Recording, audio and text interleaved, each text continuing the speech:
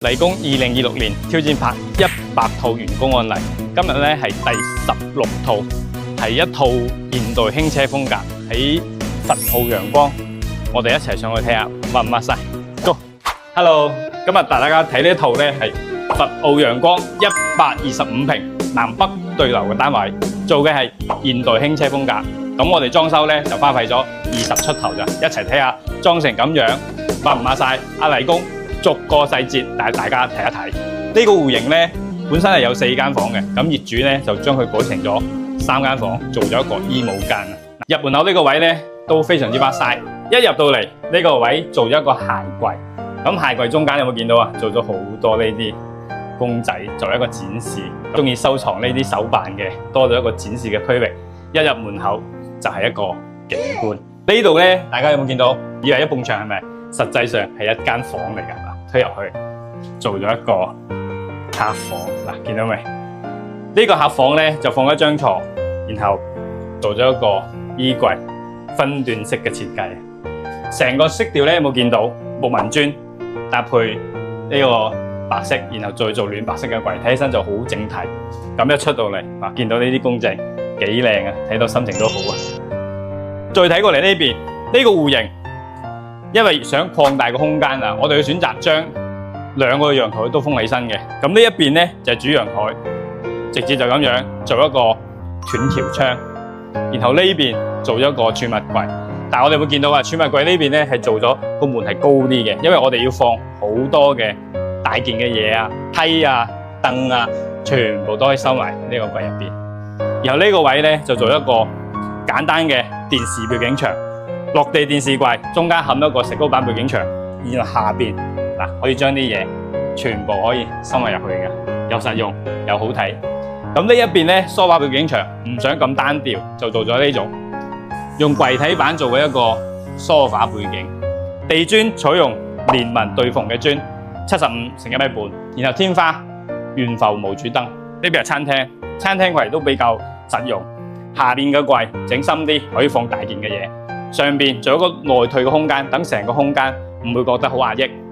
然後到呢度，唔想廚房太細，直接將冰箱放出嚟，連埋一個洗衣機櫃喺呢邊生活陽台。咁呢個呢，就係黎工破100萬播放量嘅一個窗啦，就係呢個落地推拉門。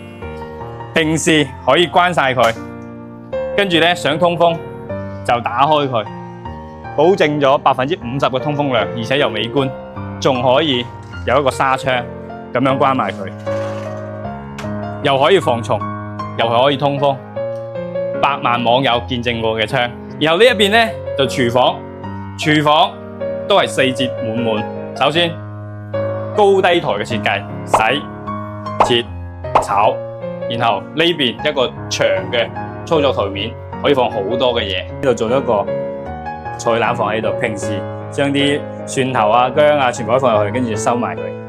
咁樣睇起身咧，又乾淨又企理。跟住吊櫃又將所有嘢放埋入去，而且呢度做嘅係3聯動嘅推拉門，平時唔用，推埋一邊。嗱，咁樣成道門就保持好似一個開放式廚房咁樣。咁客餐廳個區域就係咁樣啦。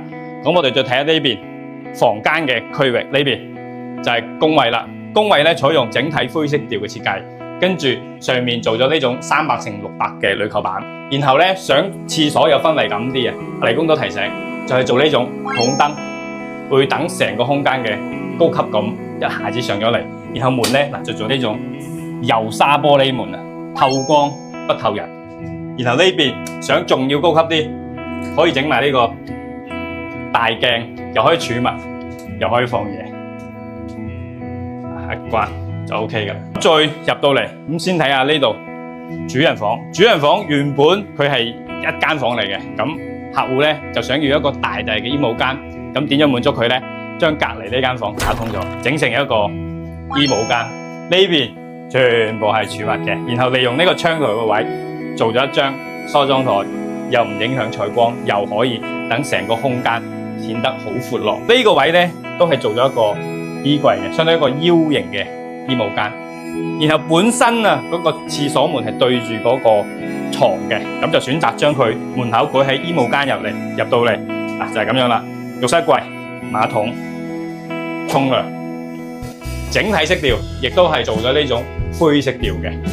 咁再睇下呢一邊，呢一邊咧房間都係採用咗一個大平頂嘅設計，然後咧連接嗱咁樣嘅半牆背景。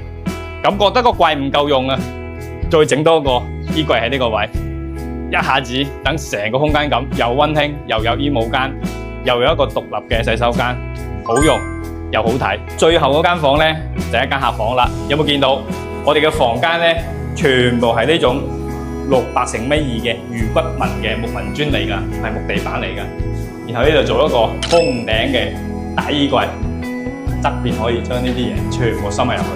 咁有冇注意到天花上邊啊，顏色係一樣嘅，天花同埋牆面唔做石膏線，亦都唔做複雜嘅吊頂，等成個空間保持一個層高喺度。好似咁樣嘅戶型，僅花費咗27毫，包含咗呢啲櫃、牆板換2個窗、天花咁樣嘅效果，你覺得值唔值？我係黎公，裝修記得幫我。